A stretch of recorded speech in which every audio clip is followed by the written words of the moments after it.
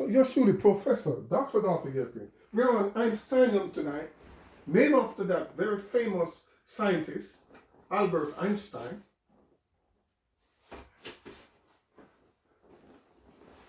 Let's see if we could something more tangible here.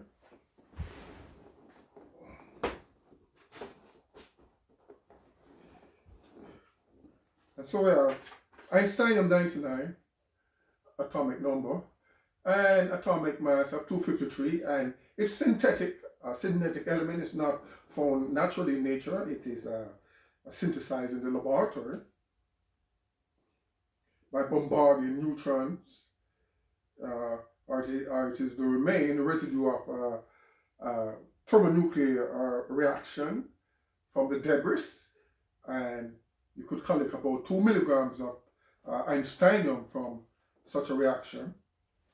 And you have to differentiate a thermonuclear reaction from a atomic reaction.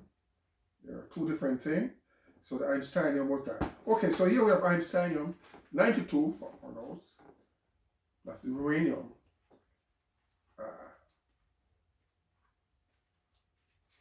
Einsteinium 99 and 252 is this one.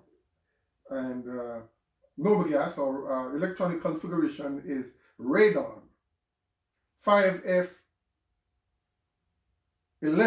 7S2. That is radon. And you know, radon and radium, they are interchangeable at times during their decay. And radium is said to be one of the most radioactive elements in terms of radioactivity. So it's radon 5F11 7S2. So we are now Einstein, a synthetic chemical element of the actinoid series. Most of the time we were dealing with the lanthanide series. Now here we have one in the actinoid series, and we have shown it to you at the bottom, ES99, and there's mendelevium that we'll also use, and berkelium. So it's not naturally occurring in nature, and it has an isotope 253, which is ES253, which was first produced by intense neutron irradiation of uranium-238.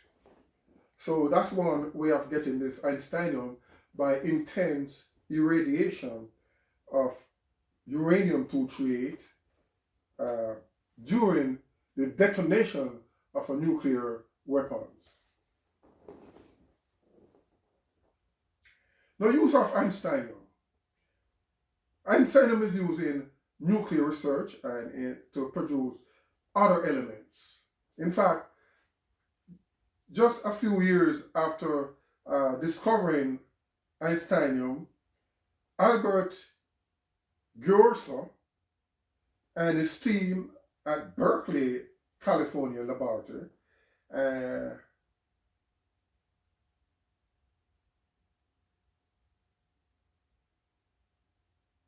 use Einsteinium to produce a new element with atomic number 101. So that's one of the uses of Einsteinium, to produce other elements. And a typical example is in this early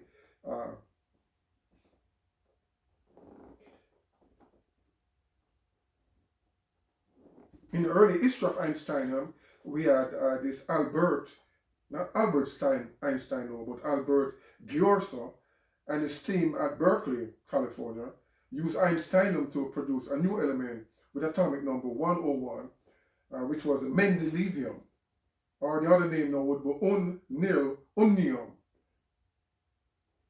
So they use it to produce unnium or mendelevium, and mendelevium, you know, is that chemist who actually one of the first pioneer in developing now the periodic table. So mendelevium has a periodic table named after it. And so he has also an element named after him called mendelevium with atomic number 101, unnium mendelevium.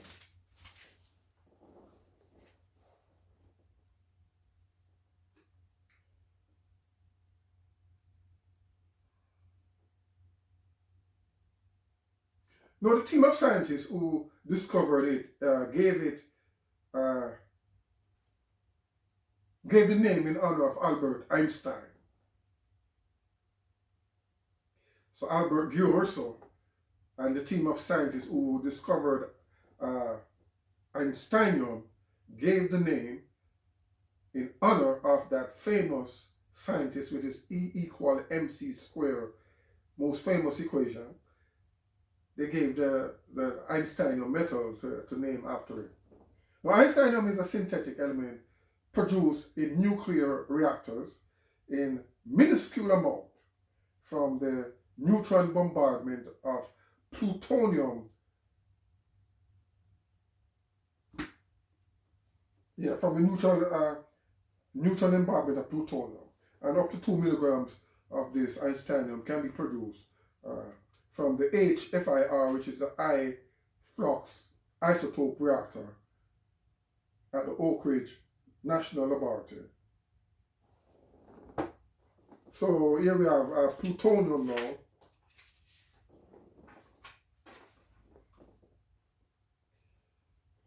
And how did plutonium come into our description here?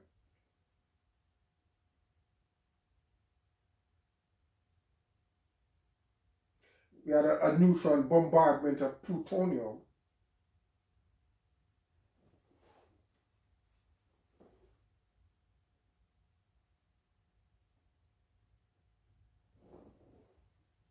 To yield now this Einsteinium. And up to 2 milligrams, which is a very minuscule amount, was produced from the HFIR, which is high flux isotope reactor. And this was done at the Oak Ridge National Laboratory. Now, other isotopes that are derived, that are produced, are technetium 99. I know technetium is also one of the synthetic elements, quite radioactive. In fact, I think there's no actual natural existence of technetium. Everything about technetium is synthetical design or synthesized. So technetium 99 and molybdenum MB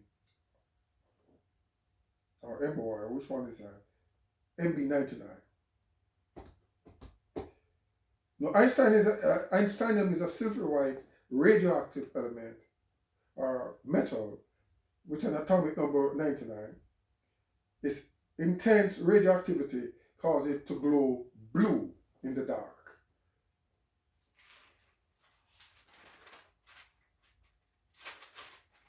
All right, so we're going to take a little break here with our Einsteinium. And remember, we have a bombardment of plutonium to get Einsteinium, about 2 milligrams. And we also had, from our very first thing, uranium-238 during the detonation of nuclear weapons, to give you some Einsteinium. So Einsteinium from plutonium and Einsteinium from uranium. And there will be other sources as well, but we're gonna take a break and then we'll come back to our Einsteinium, the most mysterious element of the periodic system, or so they say.